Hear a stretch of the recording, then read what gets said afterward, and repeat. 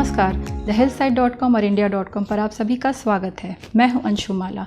आज बात corona warriors की। बेशक कोरोना का असर आज कम होता दिख रहा है और अब तक लाखों लोग स्वस्थ होकर घर जा चुके हैं। इसका सारा श्रेय जाता है हमारे कोरोना वॉरियर्स को, यानी डॉक्टर्स को, जो दिन रात हॉस्पिटल में कोरोना मरीजों का इलाज कर रहे हैं। लेकिन इस बीच उनकी अपनी मानसिक सेहत कैसी है, उनका अपना स्वास्थ्य कैसा है, वे कितने रिस्क पर रहकर हॉस्पिटल में कोरोना मरीजों का इलाज कर रहे हैं, इस बात का अंदाज़ा हम इससे लगा सकते हैं कि आज डॉक्टर्स भी stress, depression, trauma, stigma, hypertension जैसी बीमारियों का शिकार हो रहे हैं। डॉक्टर्स किस तरह से इन बीमारियों से बच सकते हैं, इस बात पर आज हम चर्चा करेंगे। इस टॉपिक पर बात करने के लिए हमारे साथ मौजूद हैं अपोलो हॉस्पिटल नई दिल्ली के senior consultant mental health and psychiatry department के डॉक्टर संदीप बोहरा। तो आइए जानते हैं इस वीडियो में डॉक्टर संदीप से। वेलकम डॉक्टर संदीप, healthsite.com और india.com में आपका स्वागत है।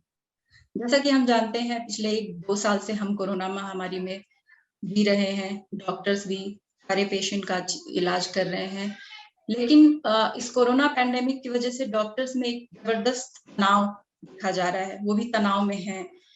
डॉक्टर्स को और किन किन समस्याओं का सामना करना पड़ रहा है, इस पर आप बताएं।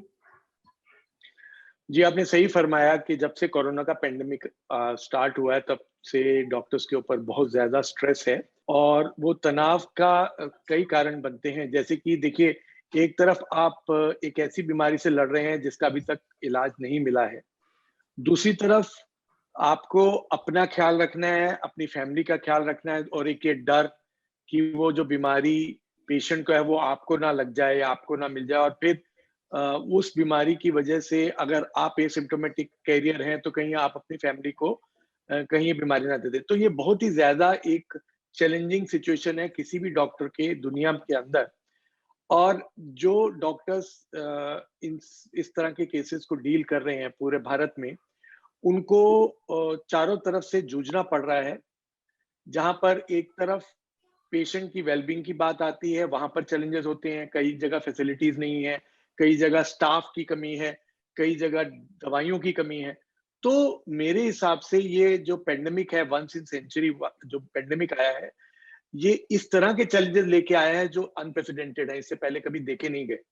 तो जो एक तरफ लॉजिस्टिक्स की बात आती है, ट्रीटमेंट की बात आती है या उनकी अपनी पर्सनल केयर की बात आती है, तो डॉक्टर्स को हर तरफ स्ट्रगल करना पड़ रहा है और अनफॉर्चुनेटली कई डॉक्टर्स ने अपनी जान भी खोई है, जैसे कि आपको पता होगा।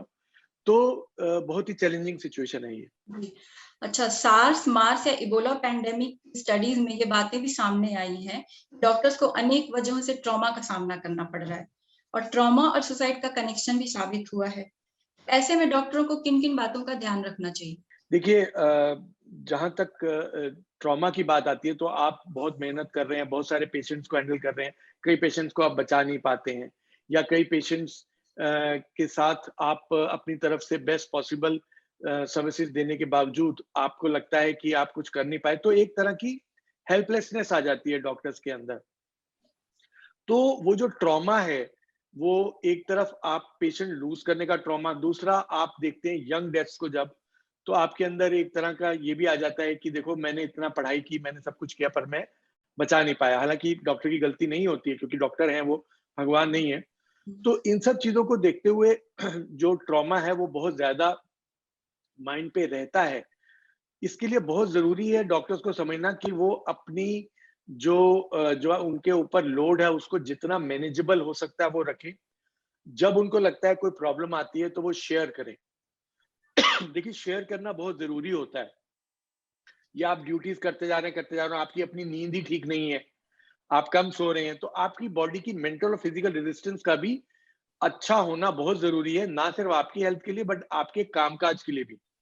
तो इन सब चीज़ों का ध्यान रखना डॉक्टर्स को ज़रूरी होता है और अगर डॉक्टर्स को लगे वो खुद बर्नआउट हो रहे हैं, फटीग हो रहे हैं, तो उनको डेफिनिटली ब्रेक लेना चाहिए एडमिनिस्ट्रेशन से बात करके या जो भी उनका जिस तरीके का उनके डायनामिक्स हैं, उसमें देखना चाहिए कि उनको ब्रेक भी लेना ज़रूरी पड़ सकता है।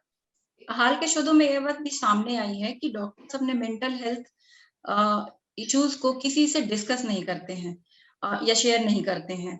ऐसे में उन्हें आप क्या सजेस्ट करना चाहेंगे? जी, यही बहुत महत्वपूर्ण बात है कि डॉक्टर्स जो है अपनी बात कर नहीं पाते हैं या करना नहीं चाहते हैं, क्योंकि एक तरह से डॉक्टर्स को लगता है कि दूसरों को हेल्प करना तो उनका फर्ज़ है, पर जब अपनी बात आती है तो कई बारी वो अपने आप को नेग्लेक्ट करते हैं। डॉक्टर्स को ये समझना बहुत ज़रूरी है कि वो खुद ह्यूमन बीइंग है बाकियों की तरह, तो जैसे बाकी लोगों के अंदर एंग्ज़ायटी हो सकती है, डिप्रेशन हो सकता है, उनके अंदर भी हो सकता है। उनको भी प्रॉब्लम आ सकती है। तो जिस स्टेज पर डॉक्टर्स को लगे कि और किसी भी डॉक्टर को लगे कि वो काम करने का उसको इंटरेस्ट नहीं हो रहा है, या वो फ़ोकस नहीं कर पा रहा, या वो भूल रहा है या भूल रही है, या उसकी नींद कम हो रही है बहुत, या बहुत ज़्यादा सोने का दिल कर रहा है, या एक जनरल डिसइंटरेस्ट है लाइफ़ में।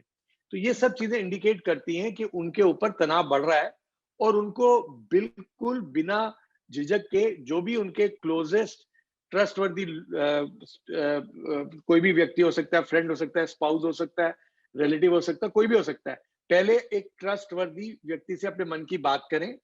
अगर उनको लगता है कि वो बात करने के बावजूद वो सिम्पटम जा नहीं रहे, तो बिना किसी संकोच के किसी भी नियरेस्ट जो भी उनके कॉन्टैक्ट में मेंटल हेल्थ प्रोफेशनल है, बिना दिमाग में लाए हुए कि मैं डॉक्टर हूँ, मैं साइकियाट्रिस्ट के पास जा रहा हूँ, ये चीज़ें की जा सकती है। और दूसरी बात ये कि आज की डेट में आप हर चीज़ से डिजिटली आप हेल्प ले सकते हैं।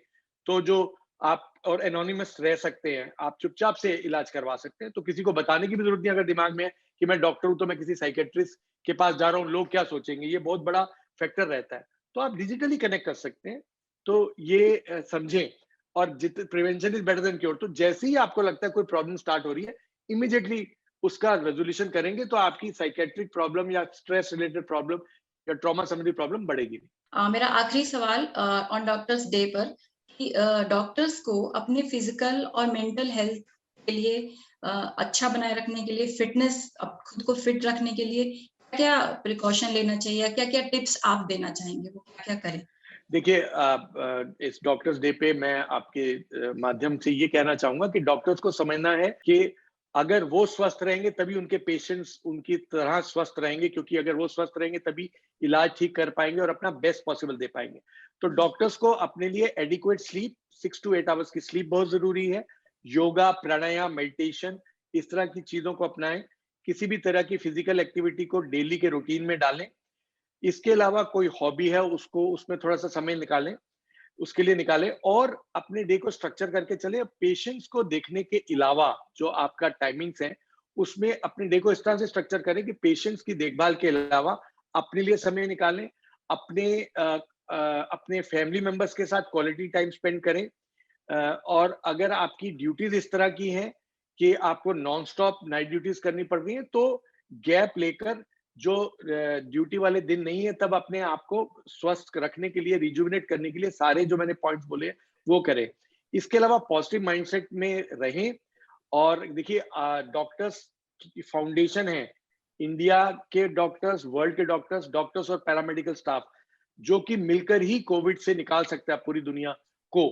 तो अपनी इम्पोर्टेंस, अपनी ब्रांच की इम्पोर्टेंस, अपनी खुद की अहमियत समझें। आप कितने इम्पोर्टेंट हैं, पहले जितने इम्पोर्टेंट थे उससे 10 गुना ज़्यादा आपकी ज़रूरत अब सोसाइटी को है, पेशेंट्स को है। तो उसका ध्यान रखते हुए अपनी हेल्थ को प्रायोरिटी रखें, और न्यूट्रिशन, एडिक्वेट फ्लूइड्स वो भी लेते रहें। आप डॉक्टर होकर कभी-कभी आप ज़रूरत से ज़्यादा ओवर ज़ेलस होकर, ओवर एंथुसियास्टिक होकर अपने आप को नेग्लेक्ट करते हैं, वो मत करें। डॉक्टर संदीप, हमसे बात करने के लिए बहुत-बहुत धन्यवाद आपका। नमस्कार। Thank you.